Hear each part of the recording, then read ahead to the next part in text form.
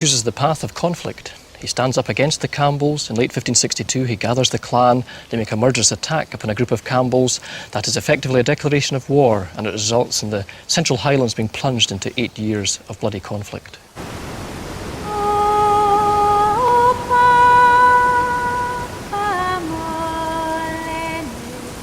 The war between the MacGregors and the Campbells became an endless cycle of retribution and murder that lasted for generations. But out of the chaos came something rare and something precious. A life-affirming love story that's celebrated by one of the greatest Gaelic poems ever written.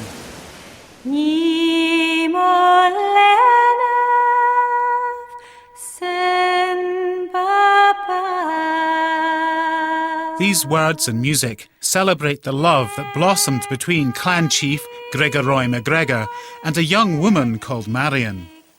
Theirs was a doomed affair because Marion's family were Campbells and therefore MacGregor enemies. But Marion's love for Gregor Roy transcended the hatred that existed between the two warring clans. It's a classic Romeo and Juliet story, isn't it, where people who aren't meant to be together are together and then one of them dies. So I think it has gone on throughout history, and because of that, the power of love kind of is something everybody can identify with. The lovers eloped and went on the run. Then one morning, as they lay in each other's arms, the Campbells and their black dogs tracked them down. Marion, accompanied by her first son by Gregor Roy, and heavily pregnant with their second, was forced to watch as Callian Leah himself beheaded her beloved.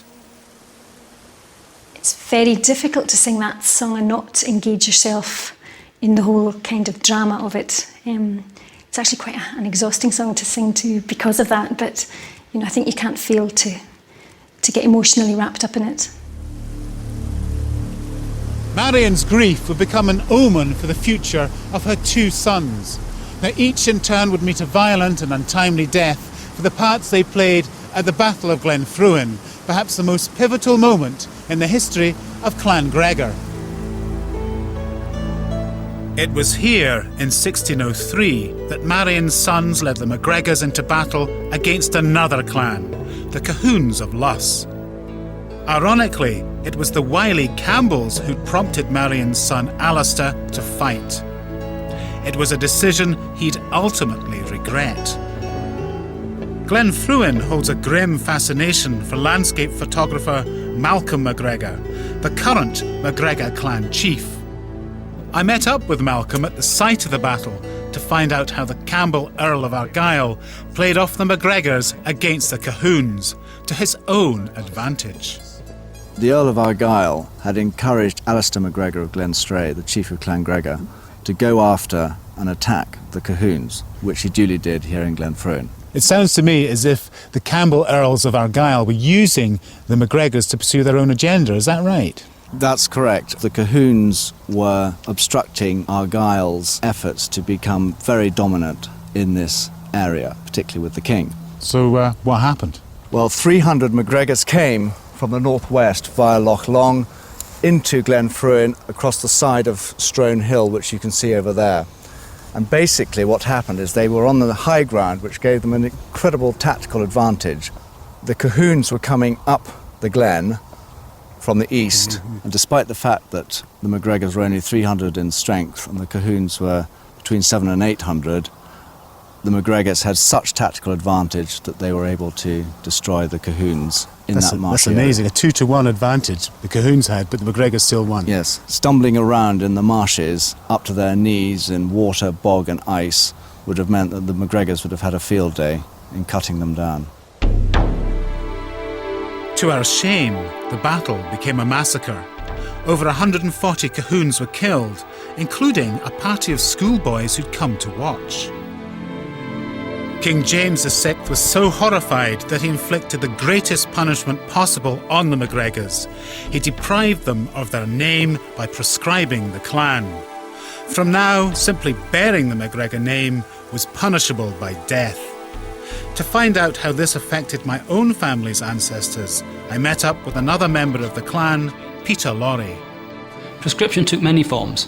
You have to discriminate between those MacGregors who'd perhaps been involved in Glenfruin, for which there was punishment, very often death, and the rest of the clan, who may have been totally innocent of Glenfruin, but were still MacGregors.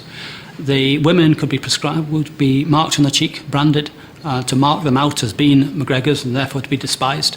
Children would be taken from their parents. MacGregors were not allowed to travel in groups of more than 2 or 3.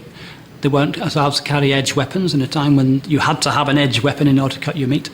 But the fundamental issue was they were not allowed to use their name. The name MacGregor was to be utterly forbidden and never heard of again. So that, I mean, it seems to me that's a kind of a form of genocide, surely. I think you could call it a form of genocide.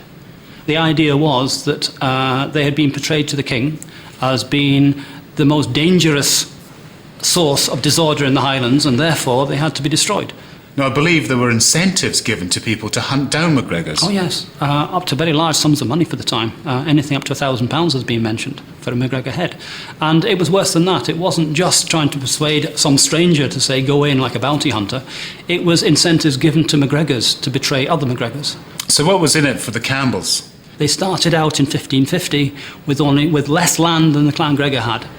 By 1800, they were the biggest landlords in Scotland. That's what was in it for the Campbells. And this is what the whole conflict was about, using the power of the state to misrepresent who the MacGregors were and what the MacGregors had done in order to obtain their possessions. As the Campbells took over in the 1600s, bounty hunters with a licence to kill came after anyone bearing the name MacGregor. Like my own family, many MacGregors changed their name to survive, while others fled to the hills. About 70 years after the Battle of Glenfruin, Clan Gregor was still living under the shadow of proscription. But then a character emerged whose life and exploits wouldn't just help keep the name alive, they would make it legendary. Rob Roy MacGregor's life reads like a western. Such was his notoriety that he became a legend in his lifetime. The bandit, the outlaw, rebel and lovable rogue. Ironically, Rob Roy had started out with hopes of becoming a gentleman and prospering in business. But proscription meant he couldn't trade using the MacGregor name. So he chose another. And incredibly, it was as a Campbell that Rob Roy grew rich on cattle. Up until the 19th century, cattle were the backbone of the Highland economy. Every autumn, thousands of beasts were driven along ancient drove roads, making their slow progress through the glens to markets in the south. Rob Roy MacGregor was a master of this now vanished tradition. 20 years ago, Arthur John Kay drove a herd of cattle across Scotland, researching a way of life that allowed men like Rob Roy to cash in on the richest business in the Highlands. But with fortunes to be made, cattle rustling became inevitable. Cattle stealing, cattle rustling, cattle lifting, they called it, was a traditional activity in the Highlands from very, very ancient times. It only really became criminal from about the beginning of the 18th century when the value of cattle shot up. Before that, rustling someone else's cattle was a kind of sport. Everyone engaged in it, and it wasn't thought to be particularly illegitimate. But with the Act of Union and the much greater value attached to cattle because they could be exported to England, then suddenly it became a much more criminal activity. And Rob Roy MacGregor was involved in the cattle trade.